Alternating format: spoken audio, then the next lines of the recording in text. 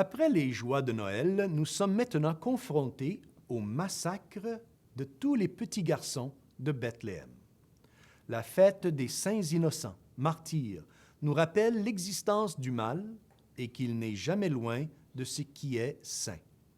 Maintenant, peut-être que l'Église a mis cette fête des saints innocents immédiatement après les joies de Noël comme une façon de nous crier dessus et de nous dire de nous réveiller et de faire attention.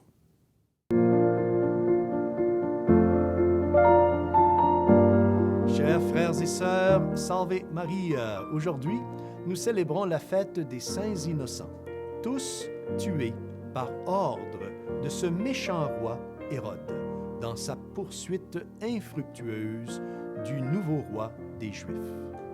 L'Évangile est de Saint Matthieu,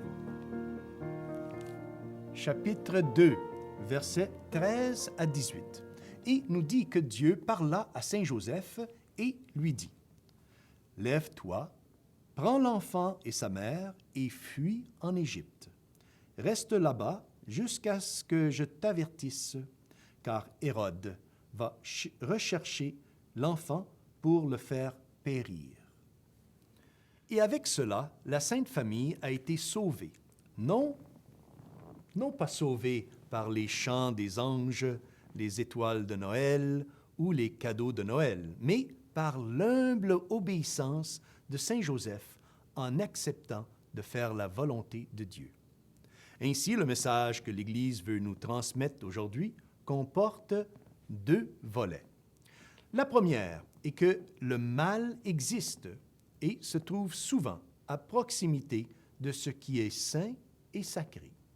C'est pourquoi nous devons toujours être vigilants et prudents, car il viendra un temps où l'ennemi essaiera de nous détruire et aussi de nous tuer, tout comme Hérode a essayé de détruire et de tuer l'enfant Jésus.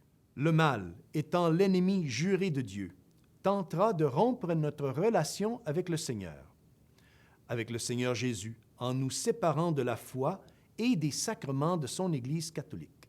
Et la deuxième partie est que la sainteté gagne toujours. En acceptant la volonté de Dieu, Saint Joseph sauva l'enfant et la mère. Et le secret de sa sainteté était sa vie intérieure. Remarquez comment Saint Joseph n'a pas été du tout choqué ou perturbé par le message de l'ange. Il a juste obéi, aussi simple que cela. Pas de plainte ou de pensée critique négative ou ni même de doute. Au contraire, Saint Joseph a fait ce genre de vie intérieure qui engendre une énorme foi en Dieu et une obéissance totale en sa volonté divine.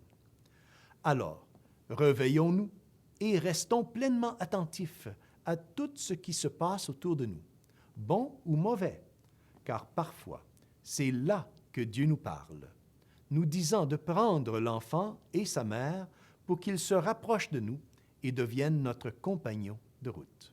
Chers amis, demandons donc, en cette belle fête des saints innocents, l'aide de Saint Joseph, maître de la vie intérieure, afin que nous aussi, nous ayons une foi ferme et une humble obéissance pour toujours faire la sainte volonté de Dieu. Et que Dieu Tout-Puissant vous bénisse, au nom du Père, du Fils et du Saint-Esprit. Amen. Salve Maria!